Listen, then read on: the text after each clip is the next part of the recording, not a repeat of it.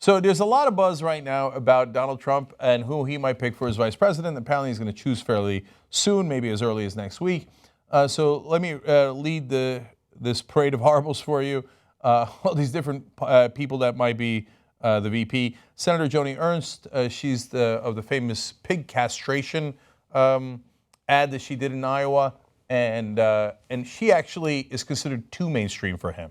Governor Mike Pence from Indiana. I'm sorry, Joni Ernst was from Iowa. And Senator Tom Cotton is from Arkansas. Bob Corker, Governor Chris Christie, Senator Jeff Sessions. Then if you got Newt Gingrich is a possibility. And I think Ben Carson is a possibility, but he's not being mentioned much. Okay, so at this point, a lot have pulled out. So Corker says he doesn't want it. Senator from Tennessee. Ernst says she hasn't been vetted. By the way, that doesn't mean he won't pick her. You think this clown knows how to vet a VP pick? No, he's going to go eeny, meeny, miny, mo. Let's pick straws, right? And if you draw the short straw, then you're his VP. Then you're his running mate. So the fact that she hasn't been vetted doesn't mean that it's not going to be her. Chris Christie was glued to Donald Trump's, well, let's just say glued to Donald Trump. After he endorsed him in the latter end of the primary, like famously doing this behind him, right? Apparently it's not going to be him, it appears, because he just got on a plane and went to Italy. If the announcement's around the corner, and Chris Christie just went to Italy, that don't look good. Man, he's probably super pissed, but very appropriate, because remember Donald Trump famously told Chris Christie after his usefulness was done, get on the plane now, go home. Get on the plane, go home. So apparently he did that again in the case of Italy. We'll see. The one guy on that list that I find interesting is Tom Cotton. So that's the guy I told you earlier. What was it, about a month ago or so? I said, now there's a guy who is telling the establishment, I'm your guy, I'm shameless, I'll do anything you want, I'll go below the belt, I'll say preposterous things that make no sense, but remember, I'll carry your water, I'm your boy. And I said he would go very far and they'd call him the next wonder kid of the Republican Party. And all of a sudden, a young, new senator, Tom Cotton, on a list for VPs. Oh, funny how that works. But the guy that a lot of people are thinking about is Gingrich, but partly because of his popularity. I know that sounds funny.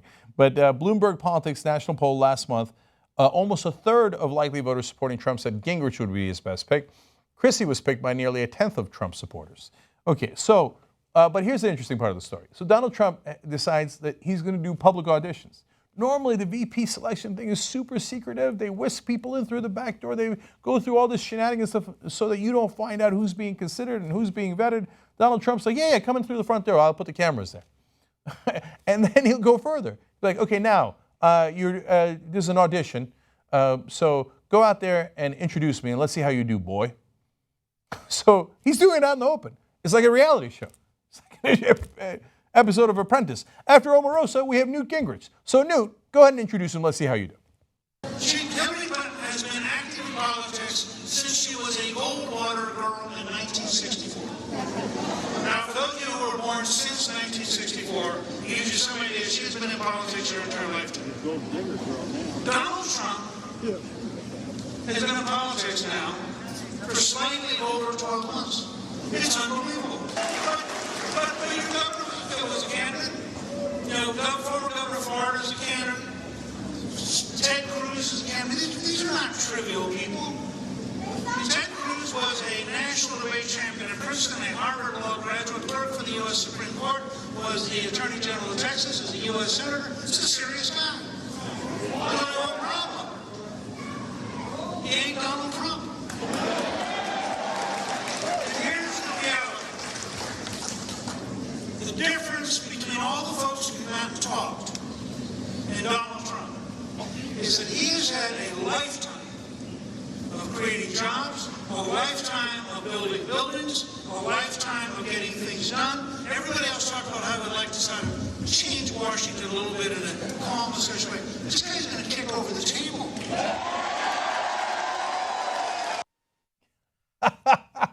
Oh, it's so wonderfully pathetic. All right, go out there and have an ass-kissing contest. Newt Gingrich say, oh, this kid, he's such a man. He's going to kick over the table, and Hillary Clinton is this, but Ted Cruz was wonderful, but he still beat him because nobody can beat Donald Trump. He's like one of those, oh no, he's a fluffer. Oh, that's so sad. Okay, so let's see if he did a good enough job. The boss comes out, and let's see if he's pleased the boss. So here's what's going to happen. And I just started really in the middle of, listen, this sounds like a football game. Dude. I don't know, dude, are they booing or are they saying dude? It's one of those names, right? No, they love dude. Do love dude.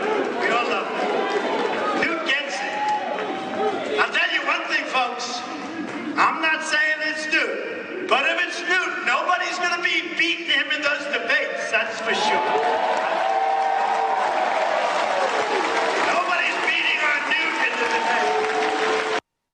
Okay, you did a good job. You're not fired yet. Okay, they like you out there, but they might be booing because, hey, don't forget who the real boss man is. Know your role, okay? I will make fun of you. Remember how I humiliated and castrated Chris Christie in the middle of everybody, made fun of how he eats too much, and they had to sit there with a dumb smile on his face? Remember that? Don't worry, Newt. I'm going to do that to you, too. But nice tryout for today. Nice audition. We'll call you back in the morning. Oh, wonderfully humiliating.